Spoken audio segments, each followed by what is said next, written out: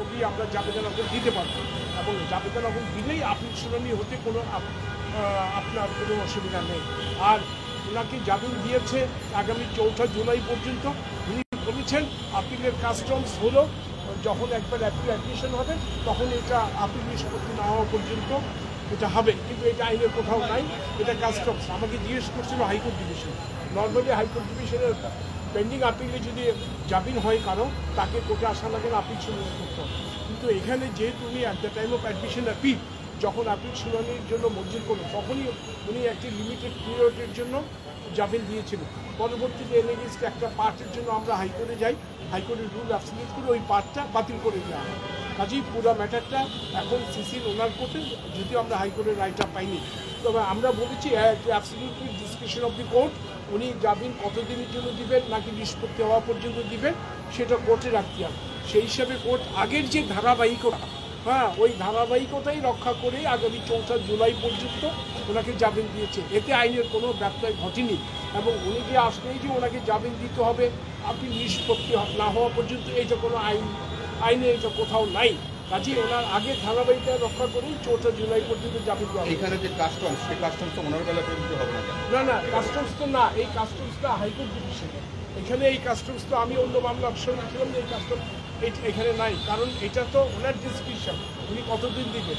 আপনারা জানেন আগে যখন ধারাবাহিকতা ভাবে ওই ধার্য তারিখ পর্যন্ত জামিন দিয়ে আসছিল, তো কাজে আমরা বলেছি ওইভাবেই আপনি দেন, তাহলে তো আবার প্রশ্ন উঠবে। উনি বলছেন যে তাকে টানা হেঁচড়া করা হচ্ছে এবং তিনি এই মামলাটাকে দুর্যোগ বলে উল্লেখ করেছেন এবং এতে বাংলাদেশের ইমেজ বিশ্বে নষ্ট হচ্ছে। জি দেখুন, উনি এটা ব্যক্তিগত পর্যায়ে নিয়ে গিয়েছেন এবং বাংলাদেশ নিয়ে উনি কথা বলছেন। আমি মনে করি প্রফেসর ইউনূসকে কোনো বাংলাদেশ নিয়ে কথা বলার কোনো তার এখতিয়ার রাখে না, কারণ আপনাদের মাথায় রাখতে হবে উনি আপিল করছে, উনি সাজাপ্রাপ্ত। একজন সাজাপ্রাপ্ত ব্যক্তি যখন আপিল করে, আপিল আদালত যখন এখানে পেন্ডিং থাকে, আপিলটা কার? আপিলটা তো শ্রম কলকারখানা অধিদপ্তরের না, আপিল হলো ওনার নিজের। উনি আপিল করে গ্রিভান্স করেছে আমার সাজাটা বাতিল করা হোক। কাজেই উনি কীভাবে বলবেন বাংলাদেশের ইমেজ নষ্ট হচ্ছে? আর শ্রম আদালতের আইন ভঙ্গের জন্য ওনার বিরুদ্ধে মামলা হয়েছে, এটা তো আজকে নতুন না, 500-600 মামলা হয়েছে। এখনও লেবার কোর্টে প্রচুর মামলা পেন্ডিং আছে, আগেও ডিসপোজেল হয়েছে।